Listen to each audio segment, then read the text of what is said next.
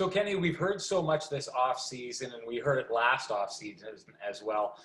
Patrik Laine wanting to play more minutes on that top line. We've also heard in the past, the top line center Mark Scheifele say that his favorite guys to play with are Kyle Connor and Blake Wheeler. With all that talk going on, it really does beg the question, should the Jets break up that top line of Blake Wheeler, Kyle Connor, and Mark Scheifele? What's your take?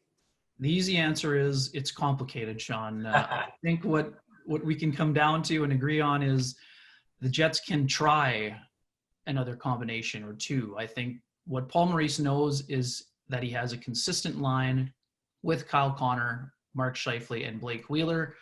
We know they like the predictability of Connor when it comes to Scheifele and Wheeler, but we also know that Kyle Connor and Patrik Laine have had success with Mark Scheifele as well. And so is Nikolai Ehlers in a limited sample size. So what we know for sure is that Paul Maurice has multiple options available, and he shouldn't just be tied to having that top line together all the time. Does that mean having the blender out all the time? No, but it means he should be willing to try a couple of the other combinations because he doesn't know what the ceiling is for Mark Scheifele in the middle of Patrik Laine and Nikolai Ehlers. We know there are multiple combinations available, but he should be willing to try some of the others.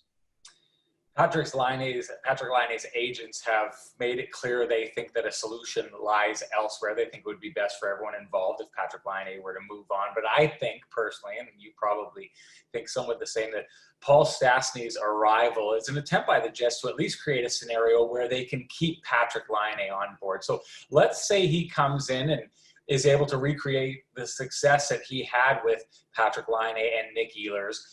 And Laine is able to produce well. If you put him on that line, which is essentially the second line, are you still pushing Laine further out the door? Even if he has success, even if it works, is the fact that he's not on the top line and still on the second line, is that enough to push him further out the door as the year progresses? That's a great question, Sean. What we know is that there's not a big difference in ice time between that first line and second line. So is it just a matter of a numbering system that we in the media like to use, or do players see it as well? I think that Patrik Laine from the very beginning has said he wants more responsibility. And if that comes with Paul Stastny, I think there is an ability for them to sort of mend a few of those fences, if you will. I also think that the arrival of Paul Stastny isn't only for Blake Wheeler. It's to help Mark Scheifele take the next step in his game. We know those two have a very good relationship as people who are very studious about the game. I see Paul Stastny as a bit more of a connector, not just his on ice, but his off ice. And on the other side of that equation, if Patrik Laine is given more opportunity to play with Mark Scheifele, that means Blake Wheeler is playing with someone he's very comfortable with in Paul Stastny, a guy who he played together with, albeit in a limited time in Germany, but he also has experience with him in that U.S. national program as well. So for me, it's twofold, but you're right. For Laine, is it a matter of only being comfortable on the top line? No. For me, the reason that Laine's goal totals were down last year was linked directly to the power play, where only 8 of his 28 came with the man advantage. That's an area where we know Laine gets a lot of time on the power play. The Jets' top unit needs to get Laine's goal production with the man advantage back up to those previous levels. You talked earlier about Paul Maurice having the ability to pull out the line blender a little bit more often this year with the options that he has now. That hasn't been the case really in the past, where those top 6 units have been fairly static. The ability now, though, to interchange those pieces between that top 6, what kind of internal competition do you feel that potentially creates, and who could be some of the big winners out of that? Yeah, I think Nikolai Ehlers would be the big winner, Sean. We know that he has an element of his game that some of those other players don't have in terms of being a one-man zone entry. So for me, the Jets have had a little bit of trouble on their zone entries the last couple of years, and Ehlers is a guy that has that explosive speed and ability to move the puck side to side. So for me, I think Ehlers would be the guy who sees the greatest benefit in terms of a little bit of juggling and moving back and forth. And we can't forget the chemistry part.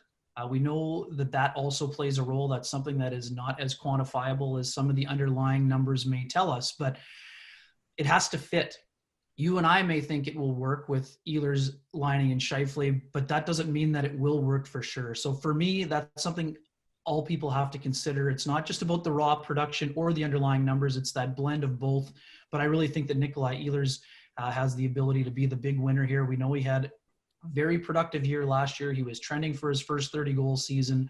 And I also think that Patrik Laine would also benefit greatly if he has an opportunity to play a little bit more on that top line, whether that's on the right side or the left side. I think there's a lot of benefits to be had for the Jets if they do a little bouncing around. Well, I can tell you this, Kenny, in years past when we've gone to cover training camp, the question of who is going to be on the top line was really no question at all. We're going to see question marks in that regard for the first time this year in a long time.